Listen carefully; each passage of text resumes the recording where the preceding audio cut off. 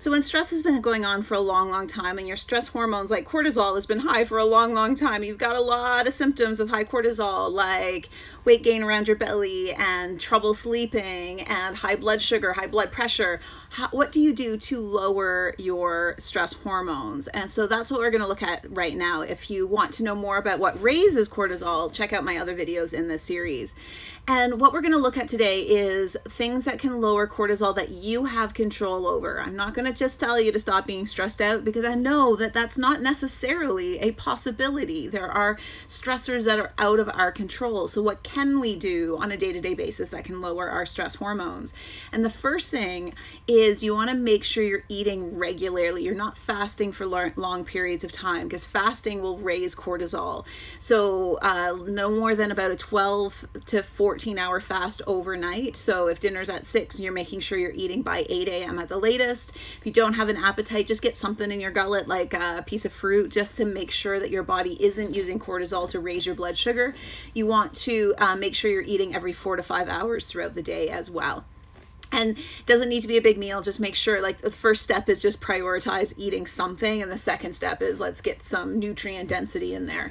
Your body uses a lot of nutrients when you're under stress. So anytime you can prioritize nutrients, that's great. Second thing you want to make sure that you're doing is eating carbohydrates, especially whole food carbohydrates like potatoes, sweet potatoes, whole grains, beans. These are important for lowering cortisol. Low carb diets raise cortisol. And so just have them throughout the day or whenever your body likes them the most. Right now, the nutritional science is saying maybe dinner time's the best time, but nutritional science is problematic at best. So who knows if that's actually true. So let's just look at when your body wants it. You want to make sure you're not overdoing stimulants. 1 or 2 cups of coffee are okay for most, but make sure your caffeine ends at noon so it doesn't affect your sleep. And sleep is a big deal when it comes to cortisol. If your cortisol is really high, you may not be sleeping. And so there are a few things that you can do to help kind of bring that cortisol down so you can sleep better. Things like sleep hygiene, making sure that you're having a really relaxed last hour before bed, making sure that there's no blue light hitting your eyes, getting outside first thing in the morning to let your body know that it's a time to be awake. And there are some herbs that can really help with sleep, like ashwagandha, passion flower, even melatonin for some helps a lot.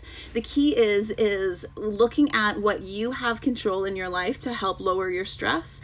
Mindfulness meditation, nature walks, laughter, or other things that can help just bring that stress level down and help your body deal with those stresses that we simply can't deal with. Let me know in the comments what you'd like to know about cortisol and stress, and I'd love to help.